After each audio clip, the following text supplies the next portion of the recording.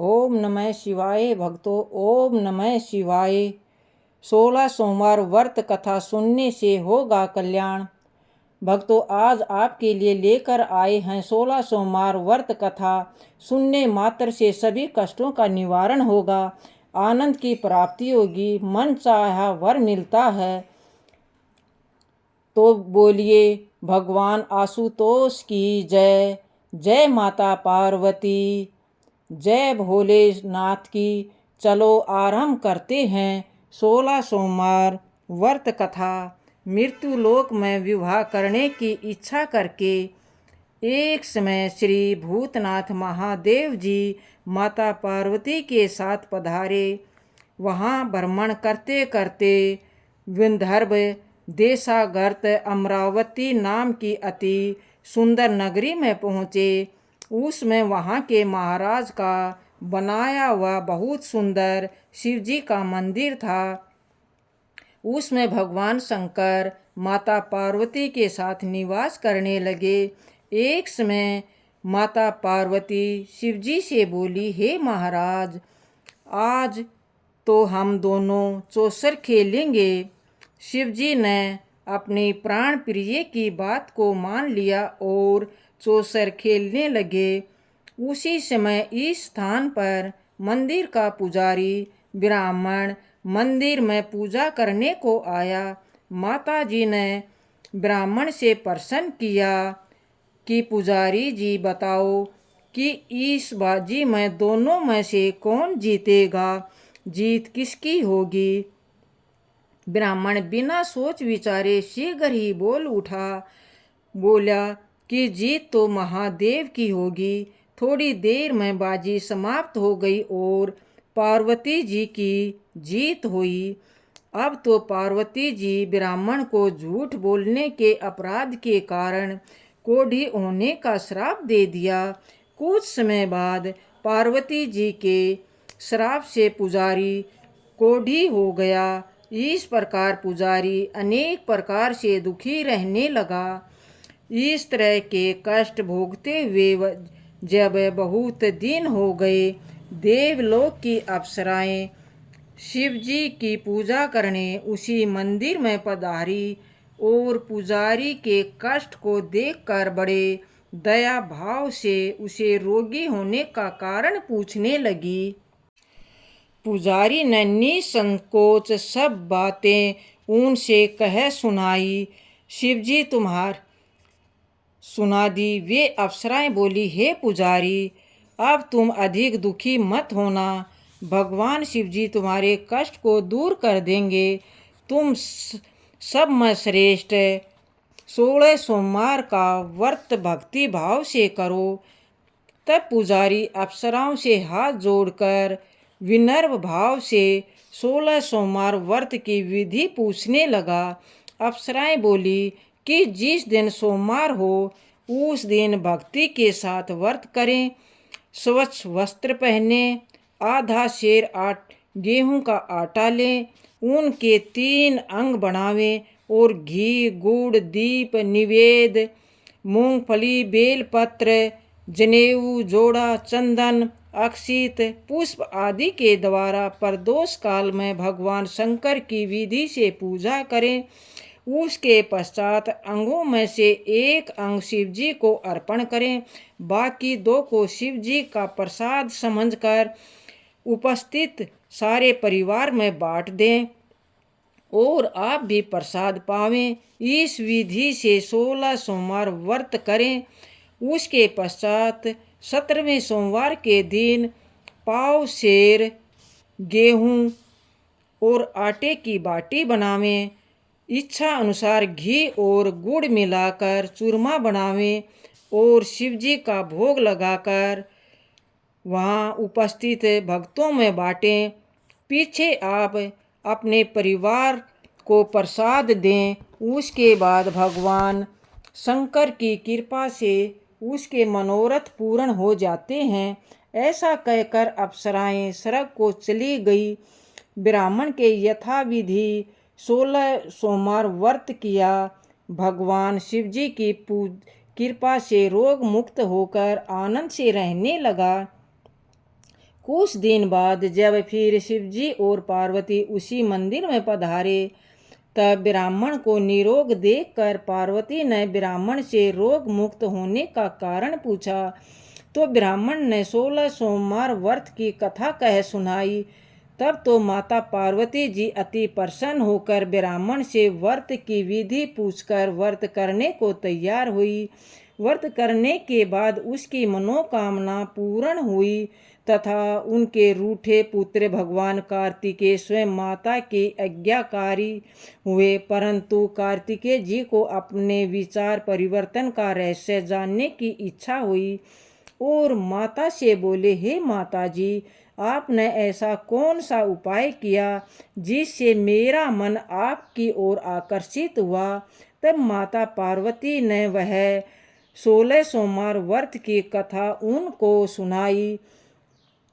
भगवान कार्तिकेय जी बोले, इस व्रत को मैं भी करूँगा, क्योंकि मेरा प्रिय मित्र ब्राह्मण दुखी दिल से परदेश गया है। हमें उससे मिलने की बहुत इच्छा है। कार्तिकेय ने इस व्रत को किया और उनका प्रिय मित्र मिल गया।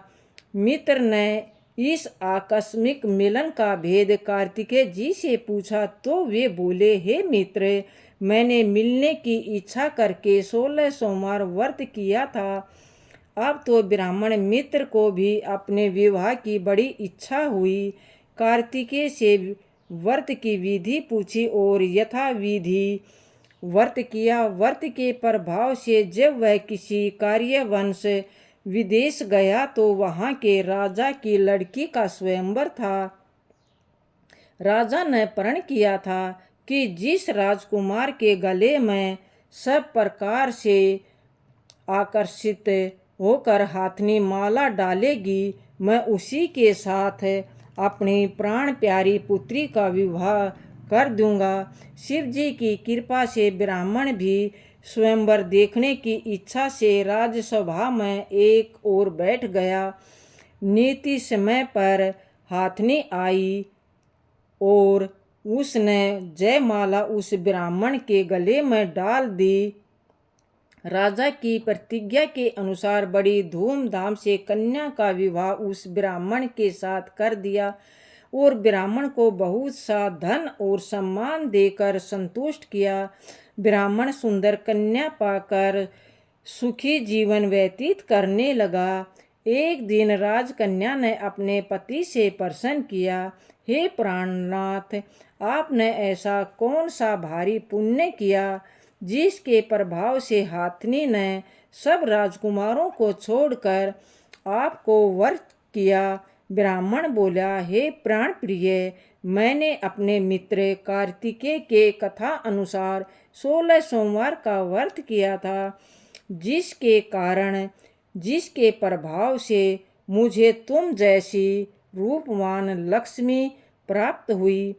व्रत की महिमा को सुनकर राजकन्या को बड़ा आश्चर्य हुआ और वह भी पुत्र की कामना करके व्रत करने लगी। शिव जी की दया से उसके गर्भ में एक अति सुंदर, सुशील, धर्मात्मा और विद्वान पुत्र उत्पन्न हुआ।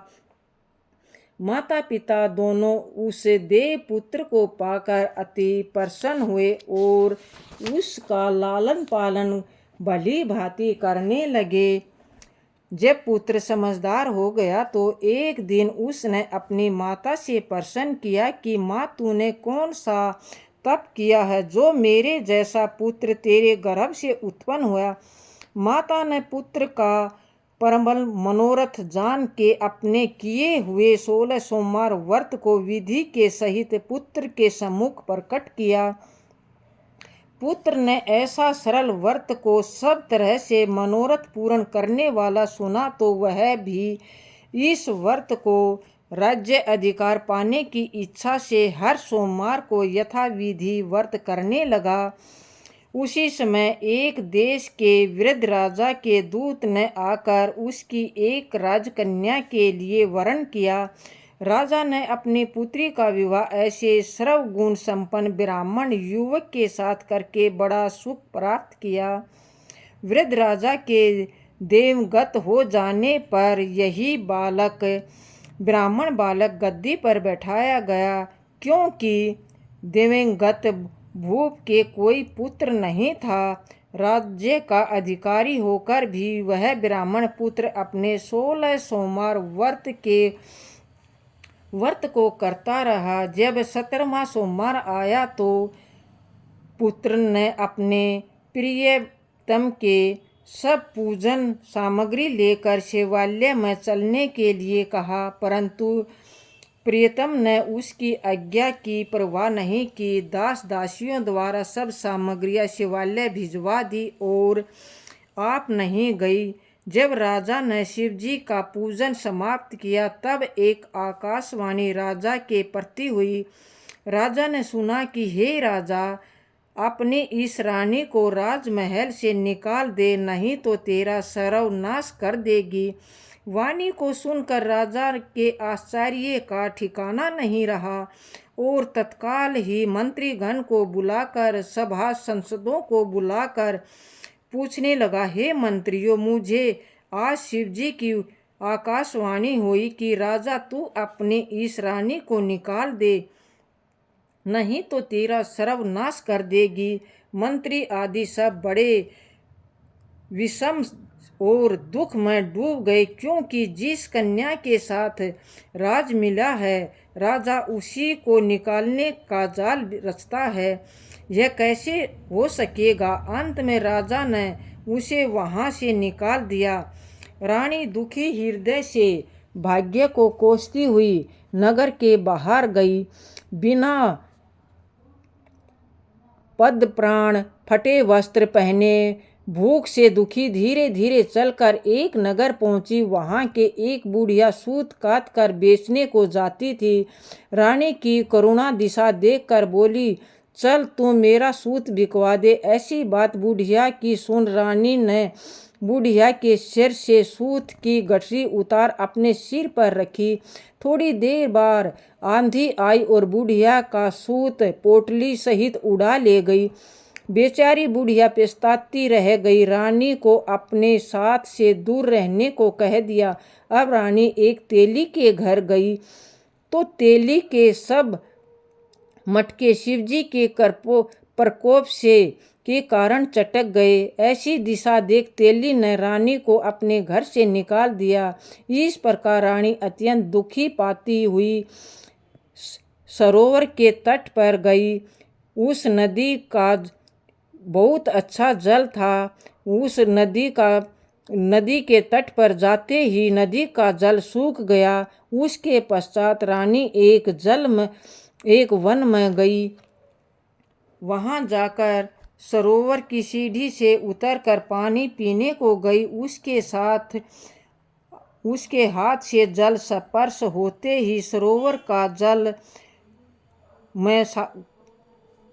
के जल में बहुत ज्यादा कीड़े पड़ गए। रानी अपने भाग्य पर दोष करती हुई उस जल को पाने के लिए पेड़ की शीतल छाया में विश्राम करने की चाह वह रानी जिस पेड़ के नीचे जाती उस पेड़ के पत्ते तत्काल गिर गए। वन सरोवर जल की ऐसी दिशा देखकर गौ चराते ग्वालों ने अपने गुस्साई जी को उस जंगल की स्थिति मंदिर के पुजारी से कही। गोसाई जी के आदेश अनुसार ग्वाले रानी को पकड़कर गोसाई के पास ले गए। रानी की मुख क्रांति और शरीर शोभा देख गोसाई जान गए कि अवश्य ही कोई विधि की गति की मारी कोई कुलीन अबला है। पुजारी जी ने रानी से कहा कि पुत्री, तुम मेरे आश्रम में ही रहो, मैं तुमको किसी प्रकार का कष्ट नहीं होने दूंगा। गोसाई के ऐसे वचन सुन रानी को धीरज हुआ और आश्रम में रहने लगी। परंतु आश्रम में रानी जो भोजन बनाती उसमें कीड़े पड़ जाते, जल भर के लावे तो उसमें कीड़े पड़ जाते। अब तो गोसाई जी भी दुखी हो गए और रानी से बोले, हे बेटी, तेरे पर कौन से देवता का कोप है जिससे तेरी ऐसी दिशा कर दी। पुजारी की बात सुनकर रानी ने शिव जी की पूजा करने न जाने की कथा सुनाई तो पुजारी ने शिवजी महाराज की अनेक प्रकार से स्तुति करते हुए रानी के प्रति बोलने की, पुत्री तुम सब मनोरथों के पूर्ण करने वाले 16 सोमवार व्रत को करो, उसको करने से तुम्हारे सारे कष्ट समाप्त हो जाएंगे, तुम रोग मुक्त हो जाओगी। गुसाई की ऐसी बात सुनकर रानी ने 16 सोमवार व्रत को विधि पूर्वक किया और संपन्न किया। 17वें सोमवार को पूजन के प्रभाव से राजा के हृदय में विचार उत्पन्न हुआ कि रानी को गए हुए बहुत समय हो गए हैं, न जाने कहाँ कहाँ भटकती होगी। रानी को ढूंढना चाहा। यह सोच रानी को तलाश करने चारों दिशाओं में दूत भेज दिए। वे तलाश करते करते पुजारी के आश्रम में रानी को पाकर पुजारी से रानी को मांगने लगे, परंतु पुजारी ने उनसे मना कर दिया। तो दूत चुपचाप लौट आए और आकर महाराज के सम्मुख रानी का पता बताने लगे। रानी का पता बताकर राजा स्वयं पुजारी के आश्रम पहुंच गए। पुजारी से प्रार्थना करने लगे कि महाराज, जो देवी आपके आश्रम में रहती है वह मेरी पत्नी है। शिवजी के प्रकोप से मैंने उसको त्याग कर दिया था। अब इस पर शिव का प्रकोप शांत हो गया है, इसलिए मैं इसे लेने आया हूँ। आप इसे मेरे साथ चलने की आज्ञा दीजिए। गोसाई जी ने राजा के वचन को सत्य समझकर रानी को राजा के साथ जाने की आज्ञा दे दी। गोसाई की आज्ञा पाकर रानी प्रसन्न होकर राजा के महल आई। नगर में अनेक प्रकार से बधावे बजने लगे। नगर वासियों ने नगर के दरवाजे पर तोरण बंदरवारों से सजाया, विधि से नगर को सजाया। घर घर में मंगल गान होने लगे।